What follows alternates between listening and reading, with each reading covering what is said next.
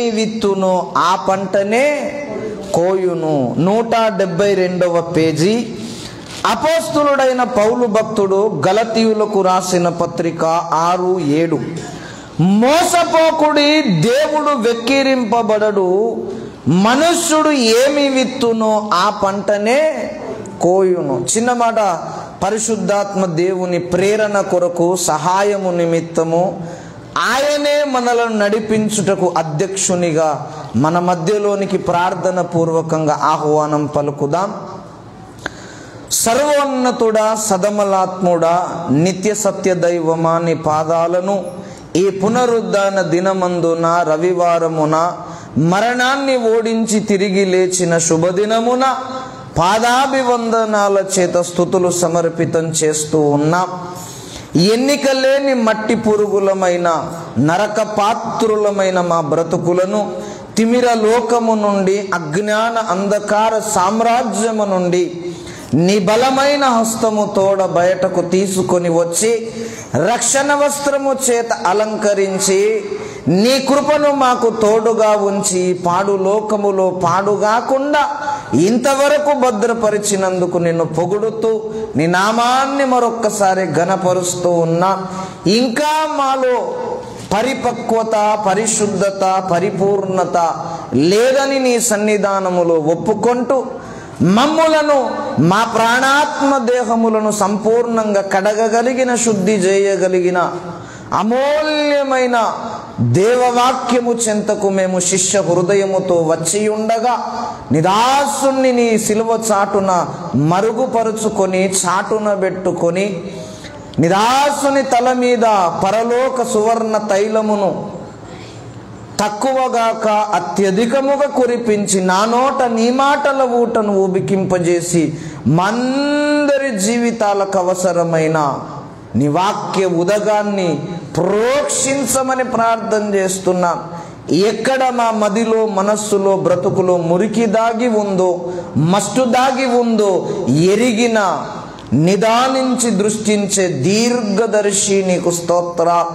హృదయాంతరంగములను పరిశీలన చేయగలిగిన హృదయ పరిశోధకుడా, మా హృదయాలలో ఉన్న మలినాన్ని కడగా నీవే దిగి వచ్చి పరిశుద్ధీకరించి బ్రతుకును ధన్యము చెయ్యమని, ముందున్న శేష జీవితమంతా నీకు ప్రీతికరముగా నడవ నేర్చుకునే కృప, నేర్పే దయ నీ నామమున మాకు కలగజేసి మహిమ పొందమని పరిశుద్ధాత్మ దేవుణ్ణి ఆహ్వానిస్తూ యేసు పుణ్యనామమును మురళిడి వేడుచున్నాం పరమ తండ్రి. Amen, amen. దేవుని పరిశుద్ధ నామానికి మరొకసారి స్తుతి కలుగునుగాక. ప్రియులారా, దేవుని వాక్యమును, దేవుని లేఖనాన్ని, ప్రభువు యొక్క మాటను మనము వినక మునుపు మీకు ఒక చిన్న ఉదాహరణ చెప్తా. ఎందుకు అంటే చాలా మందికి మనం బ్రతుకుతున్నది లోకములో గనక లోక వాడుకను చెబితేనే మనకు వాక్యము వంటబడుతుంది. అవునా కాదా? ఎవరు ఏ పని చేస్తున్నారో ఆ పని గుండా మనము దేవుని వాక్యాన్ని బోధించగలిగితే, వారి చెంతకు మనము చేర్చగలిగితే గుండెల నిండా బ్రతుకంతా వాక్యము మదిలో నిలకడగా నిక్షిప్తమై ఉంటుంది. దేవుని వాక్యం ఎవరైతే వారి ఎదుట, వారి బ్రతుకులో, వారి మదిలో నింపుకుంటారో అపవాది వారిని ఏమీ చేయలేడు, కదల్చలేడని చెప్తున్నా.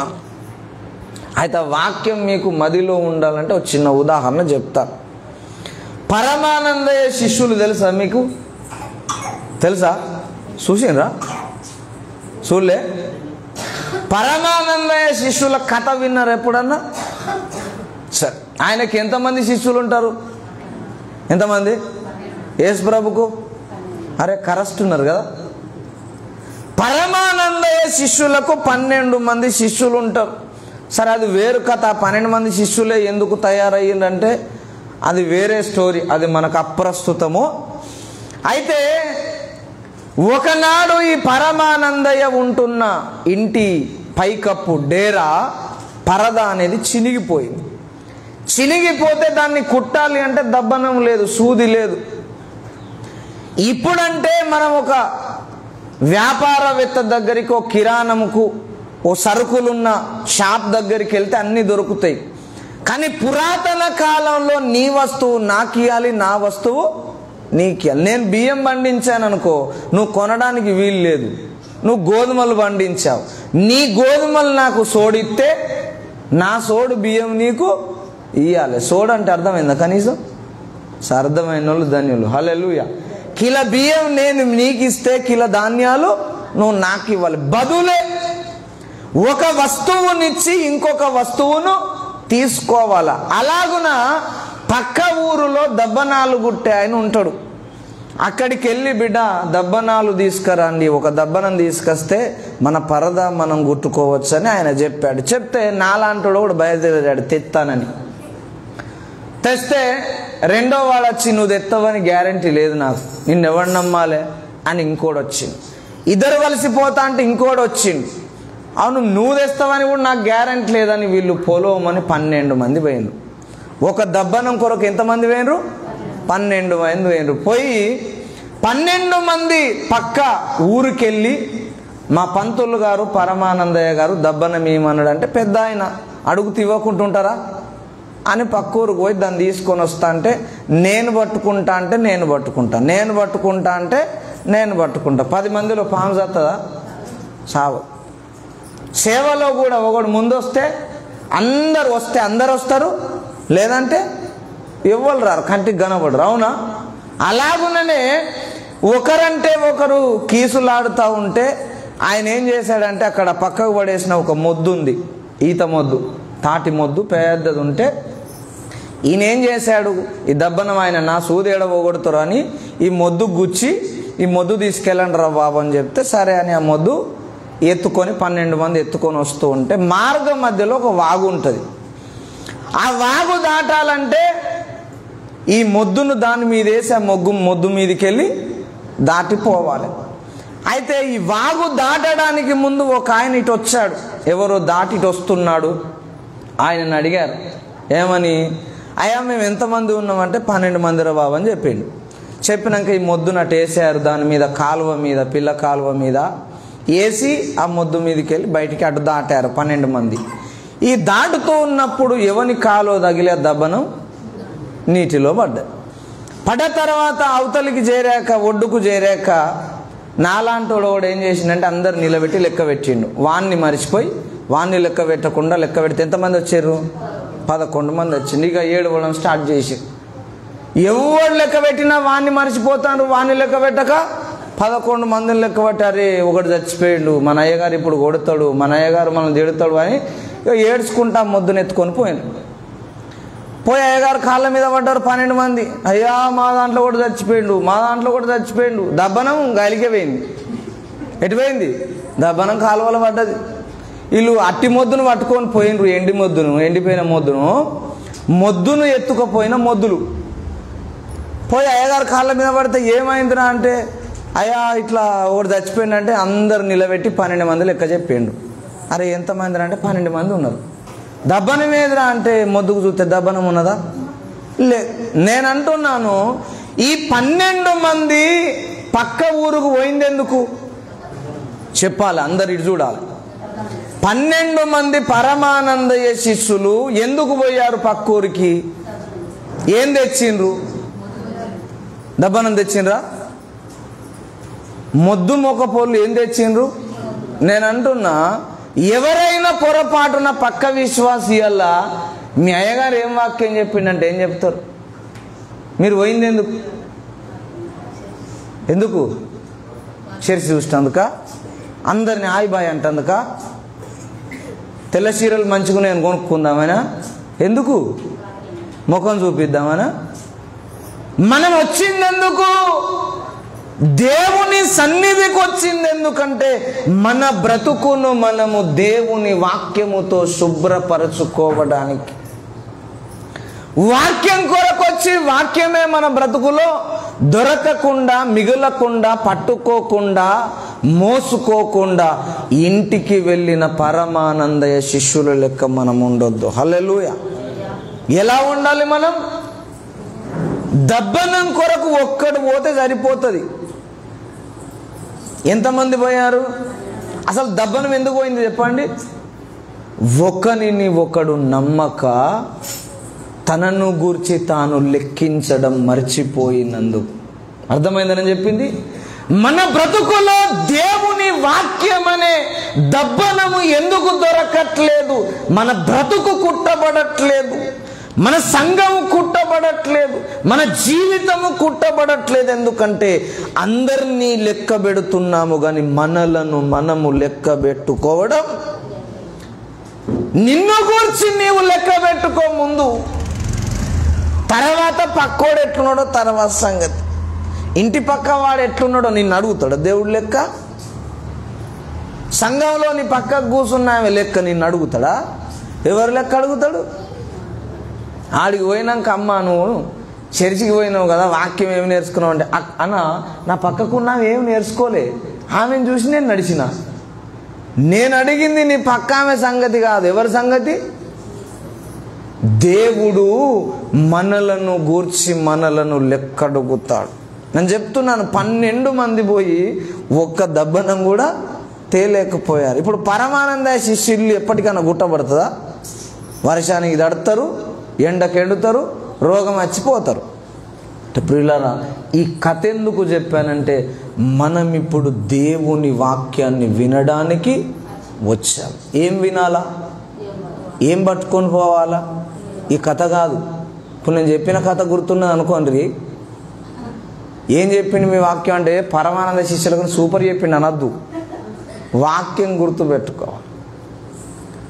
మనము మనలను గూర్చి మొదట లెక్క చూసుకున్నాక పక్కవాడి లెక్కను చూడాలి.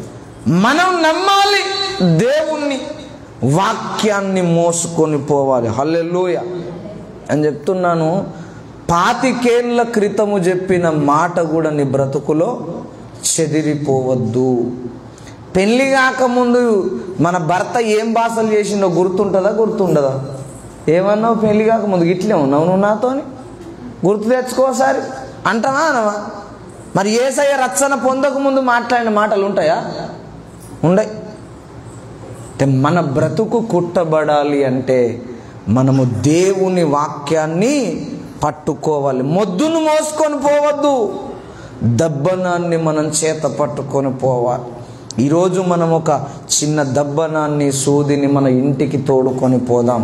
దేవుడు అలాగున మనకు సహాయము చేయునుగాక. ప్రియులారా, అపోస్తులుడైన పౌలు భక్తుడు గలతీయులకు పత్రిక రాస్తూ భయపడుతూ ఉన్నాడు, జాగ్రత్త మాటలు చెబుతూ ఉన్నాడు.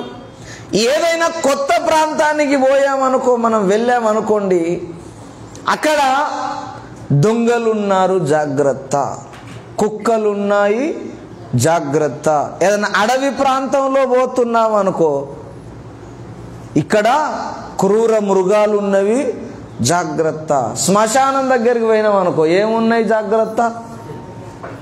చెప్పరండి, గోరీలు ఉన్నాయి జాగ్రత్తనా? అని ఉంటాయా? జాగ్రత్తలు చెప్తామా లేదా మనం? పౌలు కూడా తన ఆత్మీయ సంఘానికి, ప్రియమైన సంఘానికి జాగ్రత్తలు చెబుతున్నాడు. అసలు ఎంత ప్రియమైన సంఘం తెలుసా గలతీయులు సంఘం అంటే? గలతీ పట్టణములో ఉన్న సంఘం పౌలుకు ఎంత ప్రియమంటే, గలతీ 4:14 చదవండి ఒకసారి. 4:14.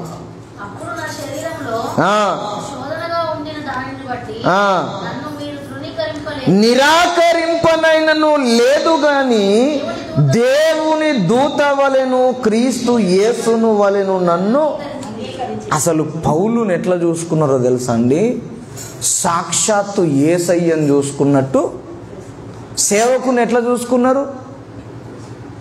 సాక్షాత్తు దేవుని వలె చూసుకున్నారు. ఎప్పుడో తెలుసా? ఆయన ఏమంటున్నాడంటే, నా శరీరములో మీకు శోధనగా ఉండిన దానిని బట్టి. అంటే మీకు అర్థం కావడానికి చెప్తా. పౌలుకు ఏదో ఒక బలహీనత ఉంది. ఉదాహరణ చెప్తాను. నేనే ఉన్నాను, ప్రతి ఆదివారం ఇంటికాడ నుండి, ఇంటి యొద్ద నుండి చర్చికి, చర్చి యొద్ద నుండి ఇంటికి ఎవరైనా ఒకరు నన్ను వడగొట్టని మిమ్మల్ని అన్నాను అనుకో, ఎన్ని రోజులు వడగొడతారు అట్లా? సాతగాని పాస్టర్ మాకెందుకు అయ్యో అంటావా అన్నవా? నేనైనా నువ్వైనా సాతగాని పాస్టర్ ఎందుకు? పాస్టర్ అంటేనే మాకు సేవ చేసేవాడు కావాలి, కానీ మేం పాస్టర్కు సేవ చేసుడు ఎక్కడిది? మాకు రోగం వచ్చిందంటే పరిగెత్తుకొని వచ్చేవాడు పాస్టరు, కానీ పాస్టర్కే రోగం వస్తే మేం పోయి తీసుకొచ్చుడు ఎక్కడిది అని అనుకుంటామా అనుకోమా? కానీ పౌలుకు బలహీనత ఉంటే ఆయనను ప్రతి చోటికి, అవసరమున్న చోటికి అవసరమున్నప్పుడల్లా తోడుకొని పోతూ విసుగలేదట, నిరాకరించలేదట, దేవుని వలె చూశాడట. అంత ప్రేమించిన సంఘాన్ని లేఖ రాస్తూ భయపడుతూ ఒక మాట మాట్లాడాడు పౌలు. నేను అంటున్నాను, సేవకుణ్ణి అంతగా ప్రేమించిన సంఘము పాడైపోతుంది, చెడిపోతుంది, దేవుని నుండి దూరమైపోతుంది అని గుండెలలో నుండి ఆవేదనతో ఈ మాటలు, ఈ జాగ్రత్తలు చెప్తున్నాడు. మోసపోకుడి, దేవుడు వెక్కిరింపబడడు, మీరు ఏమి విత్తురో మోసపోకుడి అంటున్నాడు. అవును,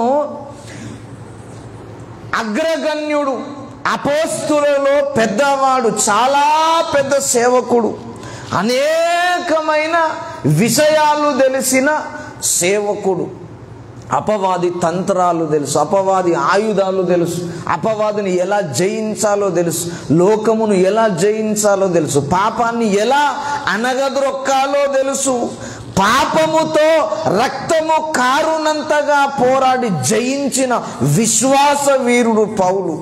ఇంకెందుకు భయపడాలండి మరి సంఘాన్ని నడిపించడానికి? కానీ అన్నీ తెలిసిన వాడు నా పిల్లలను ఎలాగైనా అపవాది మోసము చేస్తున్నాడని జాగ్రత్తలు చెప్తున్నాడు. పౌలు సంఘాన్నే సైతాను మోసం చేస్తే మన సంఘాన్ని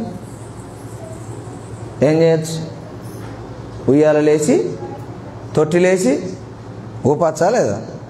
జోలపాట కూడా వాడతాడు వాడు, అవునా?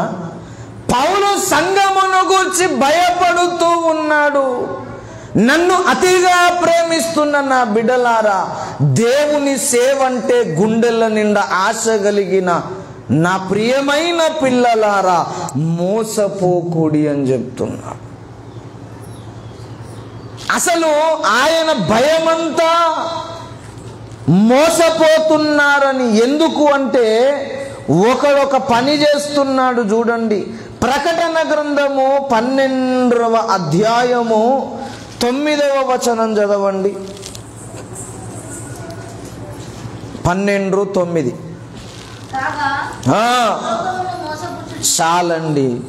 ఒకడున్నాడు భూమి మీద, వాడు ఎవరిని మోసం చేస్తున్నాడట? సర్వ లోకమును మోసం చేస్తున్నాడట.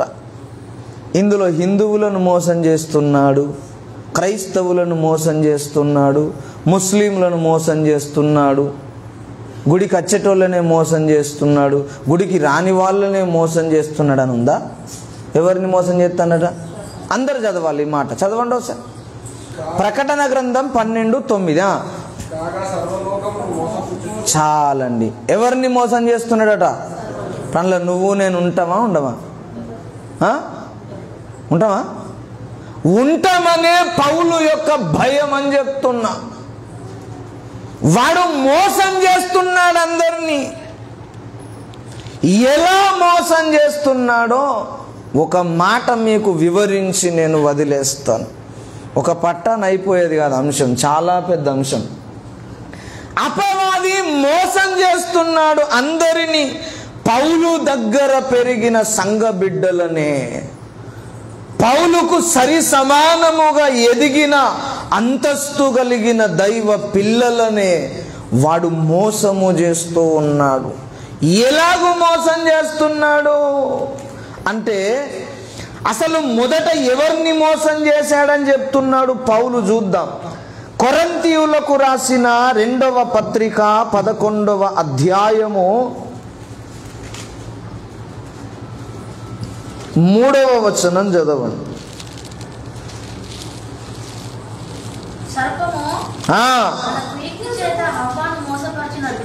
మీ మనస్సులను చెరుపబడి క్రీస్తు ఎడలనున్న సరళత నుండి ఎట్లయినను తొలగిపోవునేమో అని ఎవరు భయపడుతున్నారట? ఎవరండి? పౌలేమో మనము తొలగిపోతామని భయపడితే, మనం తొలగిపోతున్నామనే భయం మనకుందా? వినాలందరు. పౌలు ఏమని భయపడుతున్నాడు? హవ్వను అపవాది మోసము చేసినట్టు నిన్ను నన్ను మోసం చేస్తాడేమోనని పౌలు గజగజ వణుకుతున్నాడట. మనం వణుకుతామా? నెలకొక్కసారి మనం గుడికి వచ్చినా మనకు భయం ఉండదు, ఉంటుందా? వీళ్ళు నెలకొక్కసారి వచ్చే బ్యాచా? ఆరానికోసారి వచ్చే బ్యాచా? ఏ బ్యాచ్? ఈ బ్యాచ్. పౌలు ఎటు ప్రయాణము చేసినా, పౌలు ఎక్కడ సేవ చేసినా, పౌలు ఎక్కడ దేవుని కార్యక్రమాన్ని జరిపినా ఆ కార్యక్రమములో వీళ్ళు పాలిభాగస్తులు. బ్రతుకే దేవుని సేవ కొరకు అంకితము చేసిన విశ్వాసుల పట్ల భయపడుతున్నాడంటే నువ్వు నేను పెద్ద లెక్క కాదని చెప్తున్నా. మొదట ఎవరిని మోసం చేశాడట సైతాను? హవ్వను మోసం చేశాడు అంటున్నాడు. అవును, మొదట హవ్వనే మోసం చేసిండా? మరి ఎవరన్నా చెప్పినా మీకు మొదట ఎవరిని మోసం చేసిండో సైతాన్ గాడు? విన్నారు ఎప్పుడైనా? నేను చెప్తున్నాను, హవ్వ కంటే ముందు ఇంకొకరిని మోసం చేసిండు సైతాన్ గాడు. ఎవరినో చెప్పనా? ఆదికాండము 3వ అధ్యాయము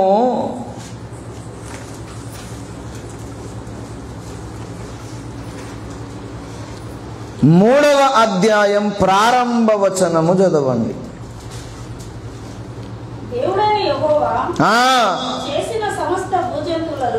సర్పము యుక్తి గలదై మొదట అపవాది హవ్వ దగ్గరికి వచ్చిందన్నాడా? సర్పం హవ్వ దగ్గరికి వచ్చిందన్నాడా?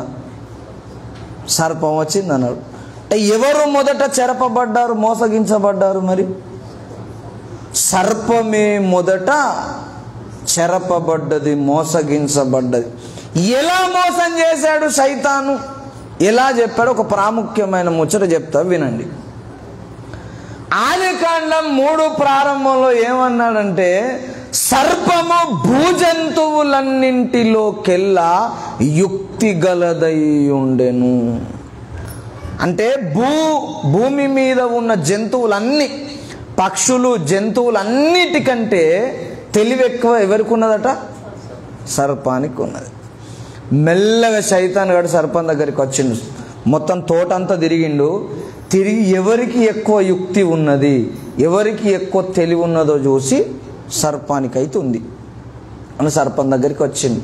వచ్చి ఏమన్నాడంటే, నిన్నెవ్వరన్నా గౌరవిస్తాను రా? అసలు నిజంగా నీకున్న తెలివి భూజంతువులలో ఎవరికన్నా ఉన్నదా? నీవు ప్రార్థన చేసినట్టు సంఘంలో ఎవరైనా చేస్తారా? నువ్వు పాట పాడినట్టు సంఘంలో ఎవరైనా వాడతారా? నువ్వు కానుకలు ఇచ్చినట్టు సంఘంలో ఎవరైనా కానుక ఇస్తారా? నువ్వు సేవ చేసినట్టు సంఘంలో ఎవరైనా సేవ చేస్తారా అని మెల్లగా వచ్చి ఏం చేసినంటే, నువ్వు ఇక్కడ ఉండాల్సిన చోటు కాదు అన్నాడు. అవునా? అన్న వల్ల వీడేమనుకోండి, రైటే, నన్ను ఎవ్వరు గౌరవిస్తలేరు. ఈడ ఎవరైనా నమస్కారం పెడతారా? సర్పంకు పెడతారా? అసలు ఏదేను తోటలో ఏ జంతువు కాజంతే సపరేట్, ప్రతిదీ ఆశ్చర్యకరమైనదే. కానీ అన్నింటికంటే కొంచెము తెలివి, యుక్తి సర్పానికి దేవుడు ఇచ్చాడు. ఇవ్వగానే శైతాన్ వచ్చి ఆ సర్పంతో ఏం మాట్లాడాడంటే ఈ స్టోరీ మాట్లాడాడు. నిజంగానే వీడెవడు నా శ్రేయస్సు కోరినట్టే ఉన్నాడు. అవునా? నా సంఘంలో నన్ను ఎవ్వరు, అరే నువ్వు మంచిగా ప్రార్థన చేస్తావన్నా, తమ్ముడు నువ్వు మంచిగా వాడుతావు, అక్క నువ్వు మంచిగా ప్రార్థన చేస్తావని ఎవరన్నా అన్నారా? అదే పక్క సంఘానికి పోతే అంటారా అనరా? అంటారా అనరా? కానీ ఏం జరుగుద్దో తెలుసా? సైతాను మోసపోయినట్టు మనం మోసపోతాం. ఒకసారి చూడండి, సామెతల గ్రంథము 26వ అధ్యాయము 27:6 చదవండి ఒకసారి.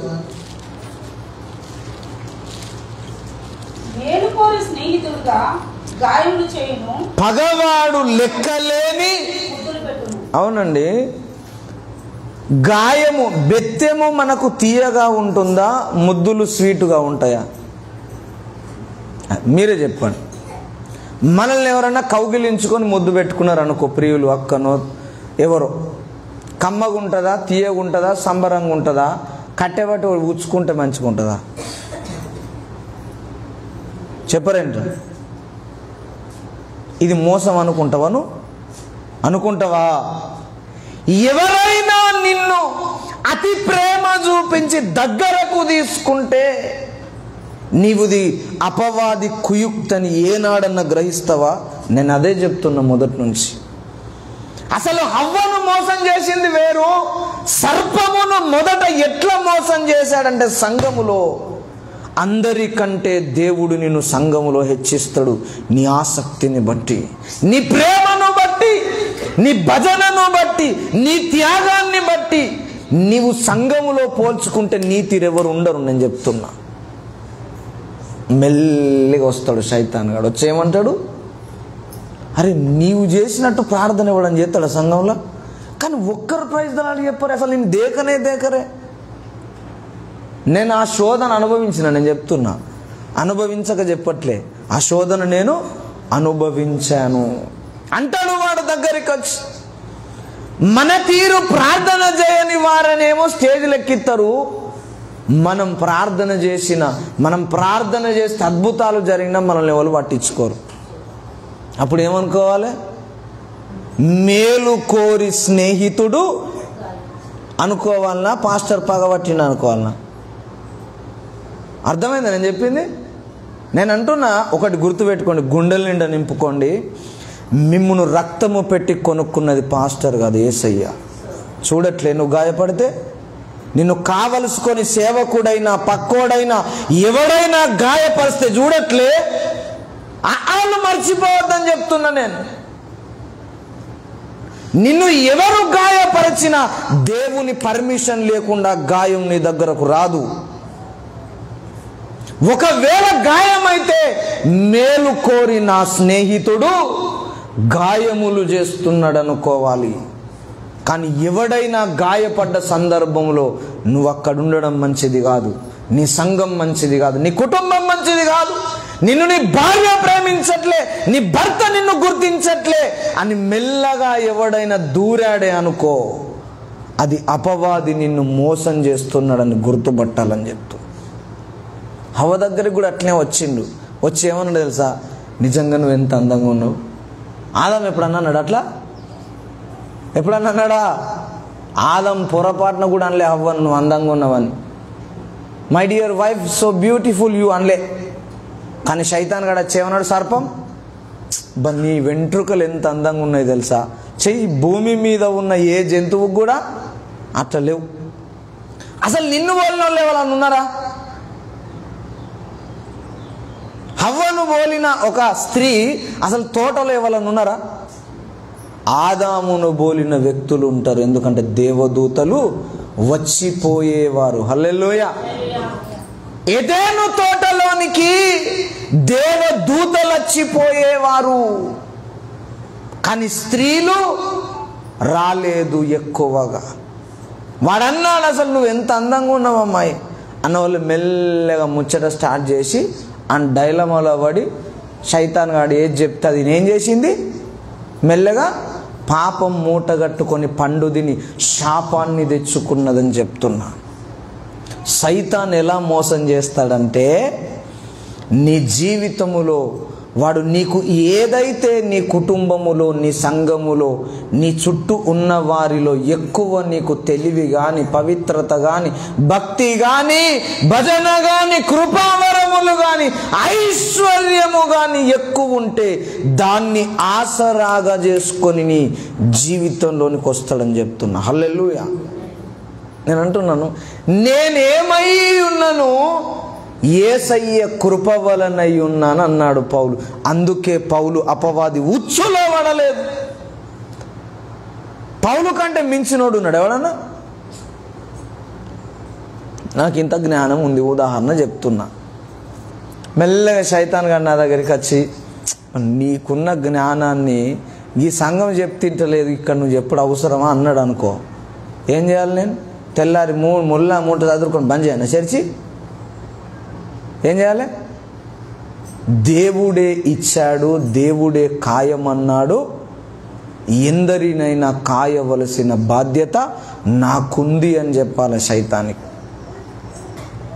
నా జ్ఞానం ఉంది, రేపు నేను కన్ను మూస్తే జ్ఞానం ఉంటుందా? ఉంటుందా? పనిచేస్తుందా అని నువ్వు అపవాదికి చెప్పగలగాలి. మరలా సైతాను కాట, సర్పము కాట యుక్తి అధికంగా ఉందట. ఆ యుక్తిని పట్టుకొని అపవాది మోసం చేశాడు. ప్రియులారా, ఒక పాఠం నేర్చుకోండి ఈరోజు. మోసపోకుడి అని భయపడుతూ ఉన్నాడు. ఎందుకు అంటే అపవాది మనలను, అనేకులను సంఘములో మోసం చేస్తూ ఉన్నాడు. ఎలా మోసం చేస్తున్నాడు అని చెప్పండి. మొద్దున్నదా, దబ్బనం ఉన్నదా? మొద్దే ఉన్నదా? హల్లెలూయా. ఏముంది? మొద్దును ఎత్తుకున్నారా, దబ్బనం పట్టుకున్నారా? ఆ దబ్బనం ఏంటి చెప్పుంది? నీళ్ళు పడదా?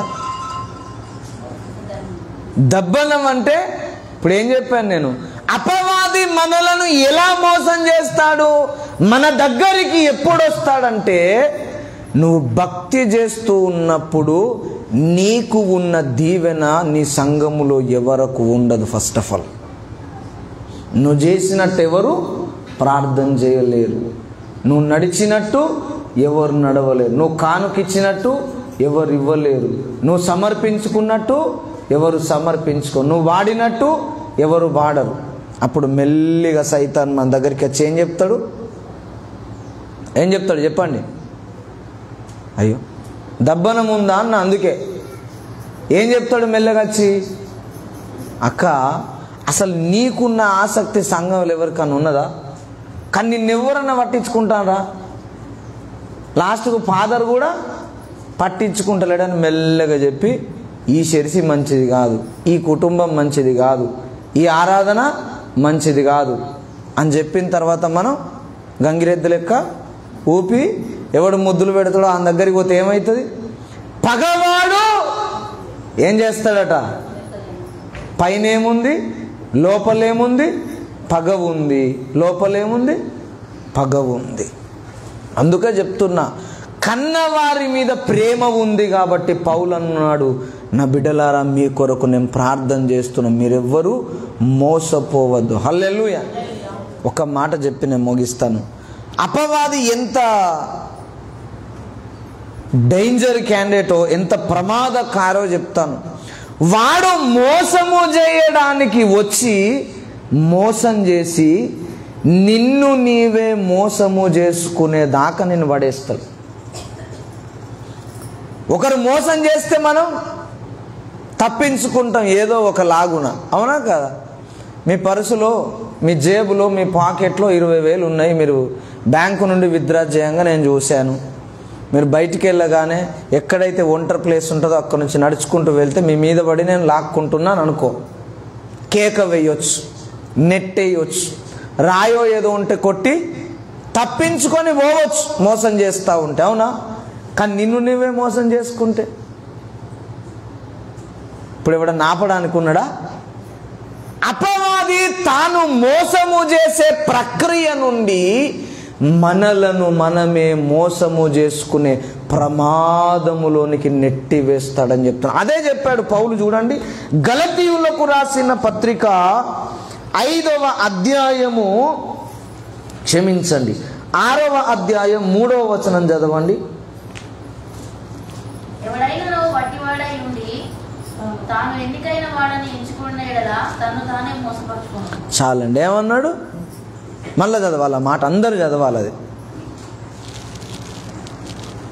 ఎవడైనను వట్టివాడై ఉండి తాను ఎన్నికైన వాడనని ఎంచుకొనిన ఎడల తన్ను తానే. ఇప్పుడు ఎవరినెవరు మోసం చేసుకుంటున్నారండి? ఆ ప్రమాదం నీకుంది, ఆ ప్రమాదం నాకు కూడా ఉంది. మనలను మనం మోసం చేసుకునే దుస్థితిలోనికి వాడు తీసుకపోతే ఎవ్వడు మనలను బాగు చేయలేడని చెప్తున్నా. అదే మాట మరలా చెప్తాడండి పౌలు. నాకైతే ఆశ్చర్యం అనిపించింది తెలుసా. 1 కొరింథీయులకు రాసిన పత్రిక 3వ అధ్యాయం 18వ వచనం చదవండి ఒక్కసారి.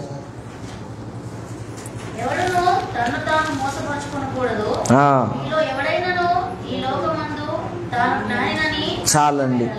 ఎవడును తన్ను తాను మోసపరుచుకొనకూడదు. అక్కడ మంచి మాట అంటాడు, నేనే జ్ఞాని అనుకోవద్దట, నాకే అన్నీ తెలుసు అనుకోవద్దట. వాడు ఏం చేస్తాడట? మోసం చేసుకుంటు. నేను చెప్పలే, పౌలన్న అంటున్నాడు. అంటే పౌలన్న అట్లా అనుకోలేదని అర్థం. పౌలన్న ఏమన్నాడు? నేను ఏమై ఉన్నానో అది దేవుని కృప వలన అయ్యున్నాను. నాకు ఇంత జ్ఞానం ఉంది, ఎక్కడి నుండి వచ్చింది? అసలు మెదడే దేవుడు పెట్టలేదు అనుకో, గానం ఏం నుంచి వస్తుంది? నీకు వస్తుందా? ఇది ఎవరి కృప? తలకాయ ఎవరిచ్చిర్రు? దేవుడు.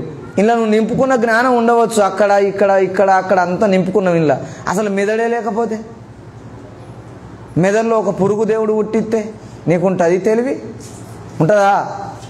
సైతానికి అట్లా చెప్పాలన్నమాట. వాడు నీ దగ్గరికి వచ్చి నిన్ను మించిన తెలివి పరుడు లేడని నీ దగ్గరికి వచ్చి వాడు అంటే అసలు అది ఇచ్చిందే ఆయన రా బాబు. నిన్ను మించిన ప్రార్థనా పరుడు లేడంటే అది ఇచ్చిందే ఆయన రా బాబు. నిన్ను మించిన కృపావరం ఎవరికి లేదంటే అది ఇచ్చిందే ఆయన రా బాబు అని చెప్పాలి.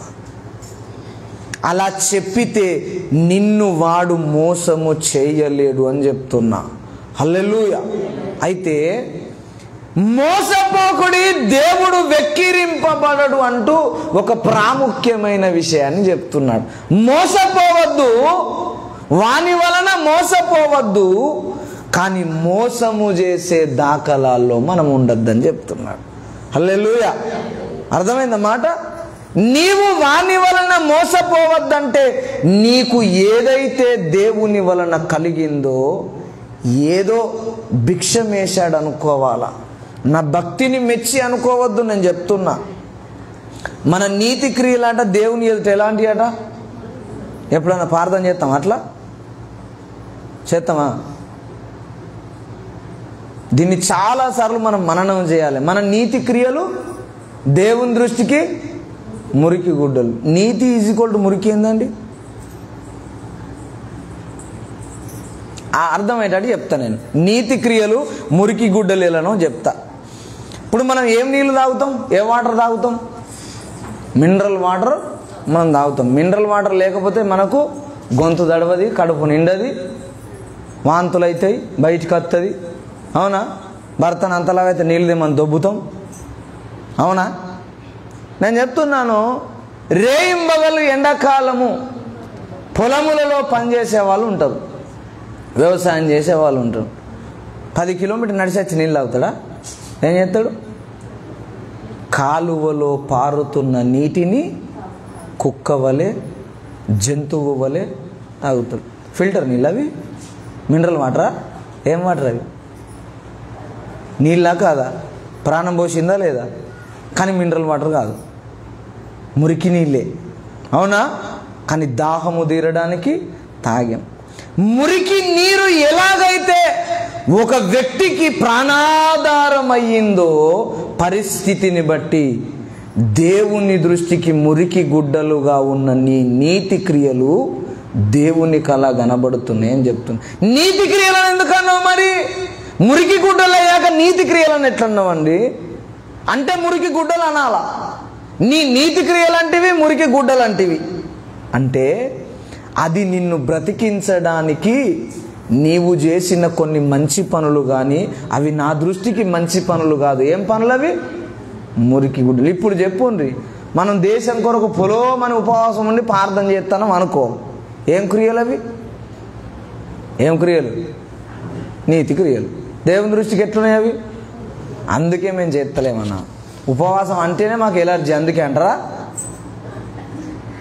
ఎందుకు చెప్తున్నానంటే అపవాది మనలను మోసము చేయడానికి పొంచి ఉన్నాడు అని చెప్తున్నా. భయపడుతున్నాడు పౌలు. రాత్రింబగలు భక్తి అంటే భయపడాలండి. భక్తి అంటే కత్తి మీది సాముతో సమానం. మనల్ని మోసము చేయొద్దంటే దేవుడు మనకి ఏది ఇచ్చినా, కుటుంబం ఇచ్చినా, పిల్లలని ఇచ్చినా, ఐశ్వర్యం ఇచ్చినా, ప్రార్థన జీవితం ఇచ్చినా, పరిశుద్ధత ఇచ్చినా, కృపావరాలు ఇచ్చినా, అందరికంటే ఎక్కువ నాలెడ్జ్ ఇచ్చినా, ఇది దేవుని వలన కలిగింది, నాదేమీ లేదు అనుకుంటే సైతాను నిన్ను మోసము చేయలేడని చెప్తున్నా. హల్లెలూయా. ఇది మొదటి విషయం. రెండవ మాట ఏమంటున్నాడంటే మోసగింపబడకు, నీవు మోసము చెయ్యక అంటున్నాడు.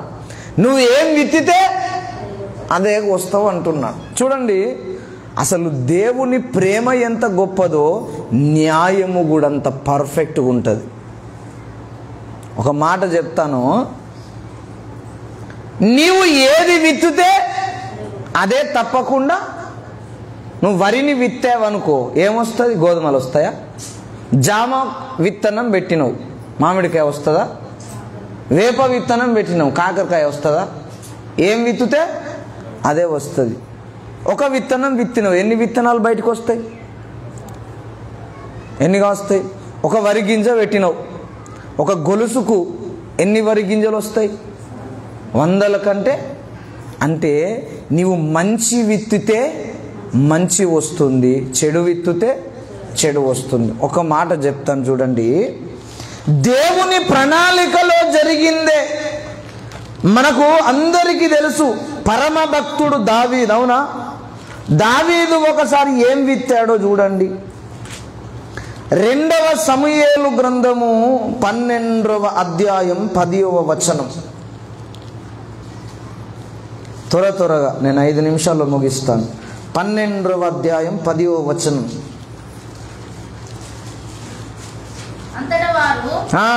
కాదమ్మా, 12:10. 2వ సమూయేలు 12:10.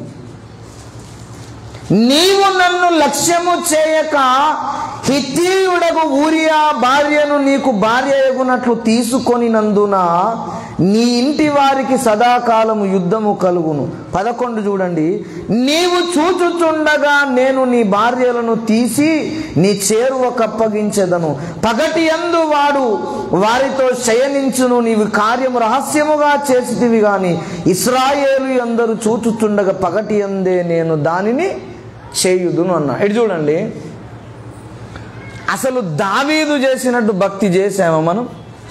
అసలు ప్రపంచంలో దావీదు లాంటి భక్తి చేసిన వారు ఉన్నారా? లేరు కదా. ఏదో ఒక పొరపాటు చేశాడండి దావీదు. ఏదో బుద్ధిమాలో బుద్ధి గడ్డి తినో ఒక పొరపాటు చేశాడు. ఒక ఆయన భార్యను ఒక రోజే పాపం తప్పు చేశాడు, క్షమించమని అడిగాడు, ఏడిచాడు, అయిపోయింది. కానీ ఆయన విత్తిన పాపము ఎలా ఫలించిందో చూడండి. క్షమాపణ అడిగిన తర్వాత కూడా, నేను చెప్తున్న జాగ్రత్తగా వినండి, దావీదు పాపానికి క్షమాపణ అడిగిండా లేదా? ఏడ్చాడా లేదా? ఉపవాసం ఉన్నాడు. 7 వారం రోజులు 11 దినాలు ఉపవాసం ఉన్నాడు. ఉన్నా కూడా పాపము ఉట్టిగా పోలేదు, క్షమించాడు. కానీ పాపానికి ఫలితం అనుభవించాడు. 12వ వచనంలో ఏమంటాడంటే, నీవు ఒకని భార్యను అక్రమముగా అనుభవించినందుకు నేను నీ భార్యలను అప్పగింతును అన్నా. ఈయనేమో ఒక గొర్రెను తెచ్చుకొని తింటే ఎన్ని గొర్రెలను అప్పగించింది? ఇప్పుడు ఈయనకు ఉన్న గొర్రెలన్నిటిని అప్పగించాడు. నువ్వు రహస్యంగా చేశావు, ప్రజలకు కనబడేటట్టు నేను దీన్ని చేస్తానన్నాడు దేవుడు. దేవుడు అంటే మనకు అర్థం కాలేని చెప్తున్నా. కృపామయుడు, ప్రేమామయుడు, క్షమించేవాడు, ఇవన్నీ కాదు. దేవుడు నువ్వేది విత్తుతావో అది ఎక్కువగా కోసేటట్టు చేస్తాడని చెప్తున్నా. నువ్వు ప్రేమను విత్తితే నీ వద్దకు ప్రేమతో ప్రజలు వస్తారు. నువ్వు క్షమాపణ విత్తితే క్షమిస్తాడు దేవుడు. నువ్వు త్యాగము చేస్తే త్యాగము చేసే వారిని నీ యొద్ద ఉంచుతాడు. నువ్వు దేవునికి భయపడితే నీ కుటుంబము నీకు భయపడుతుంది అని చెప్తున్నా. నువ్వు బరి తెగిస్తే నీ కుటుంబం కూడా బరి తెగించేటట్టు చేస్తాడు దేవుడు. ఇది నేననలే, దేవుడు ఏమన్నాడు? నువ్వు రహస్యంగా చేసావు పాపము, నేనేం చేస్తాను? బహిరంగంగా నీ భార్యలను అప్పగిస్తా అన్నాడు దేవుడు. నువ్వు ముందు దేవునికి నువ్వు భయపడితే నీ కుటుంబము నీ దేవునికి భయపడుతుంది. నువ్వు నీ భర్తకు భయపడితే నీ భర్త నిన్ను ప్రేమించగలుగుతాడు. నీ భార్యకు నీవు ప్రేమిస్తే దేవుడు నిన్ను కూడా ప్రేమిస్తాడు. మొదట నీవు నీ భర్తకు భయపడాలని చెప్తున్నా. ఒకసారి ఈయన పొరపాటు పరమ భక్తుడండి. ఇంకో మాట చెప్తాను నేను. అసలు యాకోబు గురించి మనందరికీ తెలుసు కదా. యాకోబు ఏమన్నా పొరపాటు ఉందా? జ్యేష్ఠత్వం కోరుకున్నాడు. ఒక పూట కూడును అన్నమును భోజనమును అన్నకు ఏశావుకు పెట్టి నాకు జ్యేష్ఠత్వం కావాలన్నాడు. మంచిదేనా కాదా? అలా అన్నం పెట్టిండు పోయి, ఈయన కడుపు చంపుకొని అన్న కడుపు నింపి నాకు ఇవ్వన్నాడు. మంచిదా కాదా? చెడ్డదా? మన దృష్టికి మంచి. రెండవసారి నాన్న దీవించాలనుకున్నప్పుడు అమ్మేం చేసింది? కొడుకును బలవంతం చేసి, బిడ్డ పెద్దోడు మంచోడు కాదు, నువ్వే మంచోని పొమ్మని చెప్పి ఈయనకి ఏషం వేసి పంపింది. ఇప్పుడు యాకోబుది ఏమైనా తప్పు ఉందా? మన దృష్టిలో తప్పు ఉందా? తప్పు లేదు కదా. ఒకసారి చూడండి, ఆది కాండము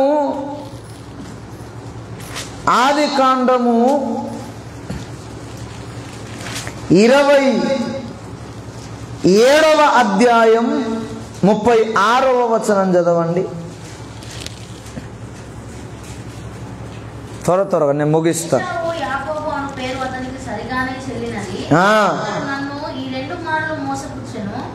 చాలు. ఇప్పుడు ఏశావు ఏమంటున్నాడు? యాకోబు నన్ను 2 సార్లు మోసపుచ్చాడు అన్న వాక్యం ఏమన్నది? యాకోబు 2 సార్లు మోసం చేశాడట, అవునా? కానీ మన దృష్ట్యా, మన మానవ ఆలోచన దృష్ట్యా చూస్తే అసలు ఆయన మోసం చేసినట్టుందా? కష్టపడి పాపం చిక్కుడుగాయలు చేనుకు పోయి తెంపి, ఎర్ర చిక్కుడుగాయ దొరుకుద్దేనా? దొరుకుతుందా? మార్కెట్లో దొరుకుతాయి ఎర్ర చిక్కుడుగాయ? దొరకదు. ఎక్కడో కాడ దొరుకుతుంది. అక్కడికి పోయి ఒలుసుకొచ్చి కూరండి ఇక తిందామని కూర్చున్నాడు పాపం యాకోబు. ఎంత కష్టపడ్డాడు, చెయ్యి కాల్చుకున్నాడు, శ్రమ పడ్డాడు, దూరం పోయి వచ్చిండు, అన్ని చేసిండు. ఆ చిక్కుడుగాయ కూర అమ్మకు అవ్వకు నాయనకు అందరికి పెట్టడానికి వండిండు పాపం. ఆయన తల్లి చాటు కొడుకు అన్నమాట. వండిన తర్వాత మంచిగా ఊరంతా బలాదూరు తిరిగి వచ్చిండు ఏశావు. నా తీరు హల్లెలూయా, అవునా? తిరిగి వచ్చి, అరే నీ దండం పెడతారు, ఆకలి అవుతుంది, అన్నం పెట్టరా అంటే, నువ్వు నీ జ్యేష్ఠత్వం ఇస్తేనే, పొద్దున అయ్యే 100 రూపాయలు ఇచ్చిండు, కొడుక నువ్వు ఇది తీసుకురమ్మని ఇచ్చిండు అన్నట్టు. చిన్న కొడుకు చూసిండు, నువ్వు ఆ 100 రూపాయలు ఇస్తేనే నేను ఇప్పుడు కూడు పెడతా అని చెప్పిండు. పోనీరా నా పానమే వంగ 100 రూపాయలు ఏందని తీసి ఇచ్చిండు ఆయన. ఇప్పుడు యాకోబు మోసం ఉందా ఏమన్నా? లేదు. ఇంకోసారి నాన్న దీవిస్తున్నప్పుడు, పెద్దవాడిని దీవించాలనుకున్నప్పుడు ఈమెం చేసిందంటే, వెంట్రుక, మేక యొక్క వెంట్రుక తోలు రోమములు కలిగిన చర్మం తీసి ఈయనకు చుట్టి ఈయనను దొంగతనంగా వేషం వేసి పంపించి దీవించమన్నది. యాకోబుది రవ్వంత పొరపాటు లేదనిపిస్తుంది మనకు. నేను అంటున్నాను, మన ఇంట్లో పిల్లలు ఇష్టం లేని తింటారా? ఇష్టం లేని కూర తింటారా? మనం తినమంటే కొట్టిన తింటారా? అంటే యాకోబుకు ముందు లోపలేముంది? అన్న మీద ద్వేషం ఉందని చెప్తున్నా. ఈ 2 సార్లు నన్ను మోసపుచ్చాడని చెప్పాడు, అందుకే వాక్యం. కానీ ఎన్నిసార్లు మోసపోయిండో చూడండి ఒక్కసారి. 30వ అధ్యాయము, క్షమించండి, 31:7 చదవండి.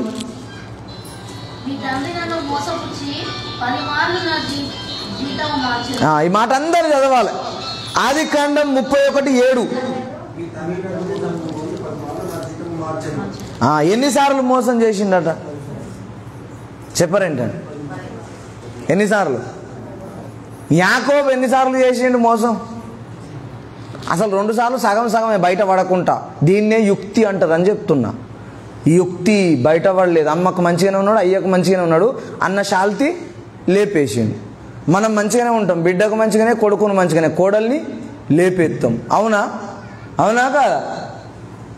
మనం సంఘంలో ఆ అక్కతోని మంచిగానే, ఈ అక్కతోని మంచిగానే, లేపేటోళ్ళను లేపేస్తాం. ఇది యుక్తి అంటున్నా నేను. దీన్ని చూస్తాడు దేవుడు. తండ్రినేమనలేదు, తల్లినేమనలేదు, కానీ యాకోబు 10 సార్లు మోసపోయేటట్టు దేవుడు అనుమతించాడని చెప్తున్నా నేను. ప్రతి చూస్తాడు దేవుడు. నువ్వు లోపల యుక్తిగా ప్రవర్తిస్తున్నాను, నేను ఎవరికి కనబడతలేను అనుకోవద్దు. నేను చెప్తున్నా, అది నేనైనా నువ్వైనా. నేను సంఘాన్ని మంచిగానే మోసం చేస్తాను, మంచిగా మెయింటైన్ చేస్తాను అనుకోవద్దు. నేను కూడా నా శాల్తి కూడా తీసేస్తాడు దేవుడు. ఎవరమైనా యుక్తిగా ఉండొద్దు, మనము యథార్థంగా ఉండాలి. ఏ రోటి కాడ ఆ రోటి పాట పాడొద్దు. నేను చెప్తున్నా, ఏ ఎండకు ఆ గొడుగు పడద్దు. ఒక్కటే గొడుగు ఉండాలి నీకు. ఎన్ని గొడుగులు ఉండాలా? ఒక్కటే గొడుగు ఉండాలి. ఎందుకు చెప్పండి? 2 గొడుగులు పట్టుకున్నావు, గట్టిగా గాలెత్తుంది, 2 ఉంటాయా? బలం చాలుతుందా? చెప్పండి, అర్థం చేసుకోండి మీరు. 2 గొడుగులు పట్టుకున్నాం. ఎందుకు? ఎండత్తే ఇటు నుంచి పట్టచ్చు, వానత్తే ఇటు నుంచి పట్టచ్చు అనేది. తుఫాను భీకరంగా వచ్చింది. ఇప్పుడు 2 గొడుగులు ఉంటాయా? ఒక్కటన్ను ఉంటుందా? దిక్కు ఒక్కటన్ను ఉంటుందా? 2కి చెడ్డ రేవడ అవుతుంది. అందుకే అంటున్నా, ఒక గొడుగు పట్టుకుంటే దాన్ని 2 చేతులార గట్టిగా బిగబట్టుకుంటే నిన్ను వర్షము నుండి కాపాడుతుంది, వాన నుండి కాపాడుతుంది, ఎండ నుండి కాపాడుతుంది.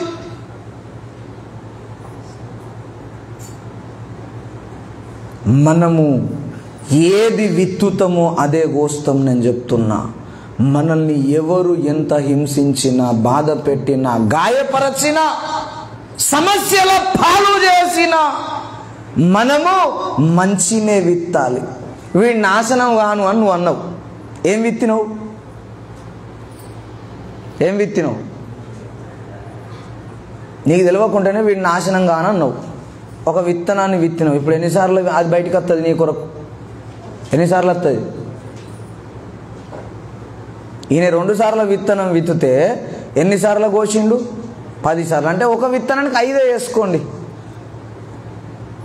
ఈయన దుంపదేగా, వీడు నాశనం గాను, ఈయన ఆపారం కూలిపోనా నువ్వు ఒక్కసారి అన్నావు. అది ఎన్నిసార్లు నీ దిక్కు వస్తుంది? అంటే నీ కుటుంబం ఎప్పటికన్నా బాగవుతుందా? అందుకే జాగ్రత్త అని చెప్తాను. నువ్వు విత్తేది నిన్ను వాడు శపించిన నీవు దీవింపబడుదువుగా కనాలి. నేను ఒక పాఠం నేర్చుకున్నాను, చెప్తాను. నేను 18-20 సంవత్సరాలప్పుడు రక్షణ పొందిన అప్పుడు సిఎస్ఐ కానీ, ఇండియన్ మిషన్ కానీ, రోమన్ క్యాథలిక్ కానీ, వీళ్ళు అసలు క్రైస్తవులు అంటే వాళ్ళే కదా మనకు తెలిసి. వాళ్ళు ఎప్పుడు చూడు ఎవరినైనా, పెద్దవారినైనా, చిన్నవారినైనా, అన్యులనైనా God bless you, God bless you, God bless you అని ఊత పదం లెక్క అంటారు. అవునా? నేను అనుకునే రోగమా వీళ్ళకు? నిజం చెప్తున్నా. God bless you, God bless you అంటే రోగమా? పెద్దోళ్ళని పట్టుకొని గాడ్ బ్లెస్ అంటారు, చిన్నోని పట్టుకొని గాడ్ బ్లెస్ అంటారు, అందరినీ గాడ్ బ్లెస్ అంటారు. ఒకరోజు దేవుడు నాకు చెప్పాడు, అందుకే వారి సంఘాలను నేను దీవించానన్నాడు. హల్లెలూయా. నోటి నుండి ఏం విత్తారు వాళ్ళు? దేవుడు నిన్ను దీవించును గాకంటే అది 100 సార్లు ఇతన్ని దీవించిందన్నమాట. ఇప్పుడు నేను తిట్టడం ఏమనాలి? నీ కాడు కాలనాలా? ఏమనాలి? దేవుడు నిన్ను దీవించును గాకనాల. నిన్ను తిట్టినోడు ఏమనాలా? చెప్పరేంటండి? నేర్చుకున్న పాఠం నేను చెప్తున్నా. అనుభవాలలో నుండి వచ్చిన ఉపదేశం. ఎవరిని నువ్వు శపించద్దు. నీకెంత గాయం చేసినా పర్వాలేదు. నీ భర్త నిన్ను చూడలేదా? దేవుడు నిన్ను దీవించును గాకను. నీ భార్య నీ మాటిని లేదా? దేవుడు నిన్ను దీవించును గాకను. నా భార్యకు నాకు ఎప్పుడైనా చికాకు అయింది అనుకో, ఏమంటాను అడగండి. తల మీద చేసి దేవుడు నిన్ను దీవించును గాక అంట. అడగండి. ఎందుకు? మంచిగా తిట్టిందనా? మంచి కలిగిందనా? కాదు, దేవుడు నేర్పిన పాఠం. స్వార్థమే అనుకోండి అది. నేను ఒకసారి దీవించును కాకంటే 100 సార్లు నన్ను నా కుమారుడు నీవు దీవించబడదువు కాక అంటాడు. ఏది కావాలి? అందుకే అంటున్నా, నువ్వు ఏం విత్తుతున్నావో జాగ్రత్త. నీకు తెలియకుండానే నన్ను మోసం చేస్తున్నాడు శైతాన్ గాడు. ఎవరిని తిట్టద్దండి, ఎవరి మీద కోపం ఉంచుకోవద్దు. ఒకే మాట, దేవుడు నిన్ను దీవించును గాక. నీవు విత్తేది జాగ్రత్త. ఇతరుల మీద ప్రేమను విత్తుతున్నావా, ఆతిథ్యాన్ని విత్తుతున్నావా, వేదనను విత్తుతున్నావా, హేళనను విత్తుతున్నావా, దేవుని కొరకు త్యాగాన్ని విత్తుతున్నావా? నువ్వు ఏది విత్తుతే అదే పంట నీ జీవితంలోనికి తప్పకుండా వస్తుందండి. నేను చెప్తున్నా, అసలు దావీదునే వదిలిపెట్టలేదు. నువ్వు నేనెంత దేవుడు. ఆయన ఏదో ఒక పొరపాటు ఒకసారి రహస్యంగా చేస్తే దేవుడు ఏం చేసిండండి? ఇంకో విచిత్రం చెప్పనా, అసలు నెత్తి నోరు కొట్టుకోవాల్సిన పని. ఒకసారి చూడండి, 2వ సమూయేలు గ్రంథము చివరి మాట, ఇది చదివి నేను ముగిస్తాను. 2వ సమూయేలు గ్రంథము